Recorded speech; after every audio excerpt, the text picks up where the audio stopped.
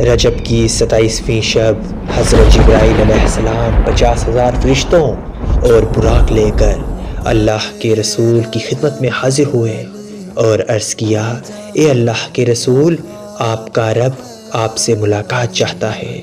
بس عرش سفر کی تیاریاں شروع ہونے لگیں۔ سفر معراج کا سلسلہ شروع ہونے ہی والا تھا کہ اللہ کے رسول کی بارگاہ میں براق حاضر کیا گیا، جس پر حضور صلی اللہ علیہ وآلہ وسلم نے سوار ہونے سے پہلے ارشاد فرمایا، مجھ پر تو اللہ پاک کی خاص عنایت ہے، مگر روز قیامت میری امت کا کیا ہوگا؟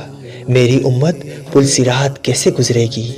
اسی وقت اللہ کی طرف سے بشارت دی گئی، اے محبوب، آپ امت کی فکر نہ کریں، ہم آپ کی امت کو پل صراط سے اس طرح گزار دیں گے کہ اسے خبر بھی نہ ہوگی۔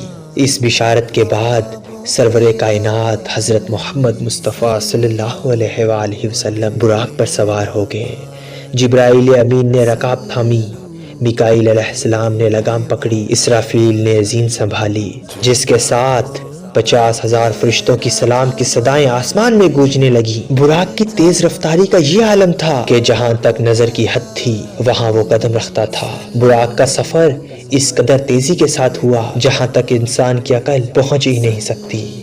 ایسا لگتا تھا کہ ہر طرف موسم بہار آ گیا، چاروں طرف نور ہی نور پھیلتا چلا گیا۔ اس سفر کے دوران اللہ کے رسول مکہ سے مسجد اقصیٰ گئے اور وہاں تمام انبیاء اکرام کی نماز کی امامت کی۔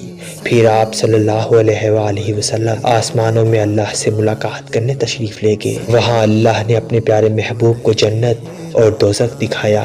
وہاں آپ کی ملاقات مختلف انبیاءوں سے ہوئی۔ اسی سفر میں نماز بھی فرض ہوئی۔ یا اللہ، اس شب معراج کی برکت سے ہماری تمام پریشانیوں کو دور فرما، ہماری تمام مصیبتوں کو ختم فرما، ہماری تمام دعاؤں کو اپنی بارگاہ الہی میں قبول فرما۔ آمین ثم آمین۔